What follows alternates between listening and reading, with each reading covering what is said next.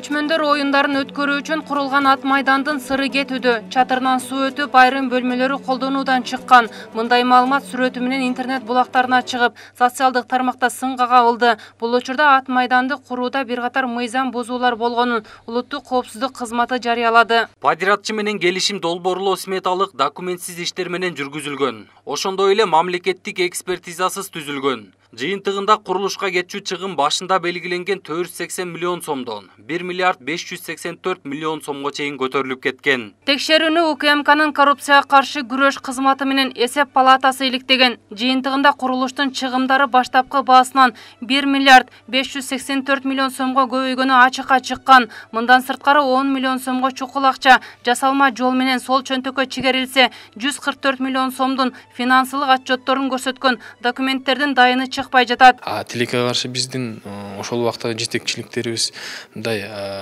5 тендера прямой закуп менен эле конкурс менен эле берип салып атпайбы. Жөнөкөй бир АО мекеме госпредприятиянын жетекчиси барып туруп, же бир айыл өкмөттүн жетекчиси барып бир 10 миң сомго 5 тендера бир нерсе алсынчы, сразу Финпол барып иш козгойт. Эмне үчүн? Мындай выборный процесс болбош керек. Баары тең ошол мыйзам бузулса, жоопко тартылыш керек. Ат майдандын сырты кооз көрүнгөнү менен анын курулушу чийки бүткөн. Анткени ипподромду куруу проектиси жок башталып, СМУ3 ишканасы ошол кездеги бийликтин тапшырмасын аткарган. Мындан сырткары 31 миллион 398 миң сомго жолго төшөлгөн асфальт сыноо лабораториясынын экспертизасына ылайык талапка жооп бербей турганы белгилүү болду.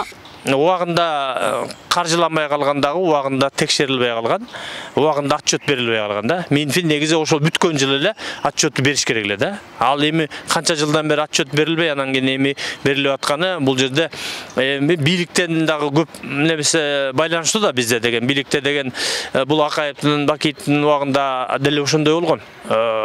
Президенттер турганда ала бейектилерди крышевать этип текшертпейт, эч ким жолотпойт да. Ат майдандагы кыңыр иштердин эми ачыкка чыгып жатканын эски бийликтин таасири кеткени менен байланыштырышат айрым эл өкүлдөрү. Анткени ошол кезде өкмөт башчылар бул ишти көз жазымга алып, мыйзам чегинде текшерүүгө бөгөт коюшу мүмкүн. Мындан улам улуттук коопсуздук кызматы тиешеси барларды мыйзам чегинде жоопкерчиликке тартуусу талап. Долбоор негизинде сметасы түзүлөт, акча бөлүнөт, бюджеттин акчасы, мамлекеттин акчасы. Демек ошого жараша иштеш керек. Тилекке каршы жоопкерчилигин сезбеген же анча-мынча жоопкерчиликтен коркпогон адамдар эгерде мыйзам бузган болсо, ошол мыйзамдар толук сакталган болсо, анын натыйжасы ушундай иш козгоого алып барат. Учурда 8 миллион 244 миң сомго жасалган темир тосмо долбоорго ылайык салынбаганы ачыкталды. Мындан сырткары өзгөчө кырдаалдар министрлигинин эсебинен өткөрүлүшү 9 миллион 737 миң сомдун сарпталышына да мыйзам бузуу аныкталып, учурда текшерүү иштери улантылып жатат. Көчмөндөрдүн бүткүлдөнүп оюну деген.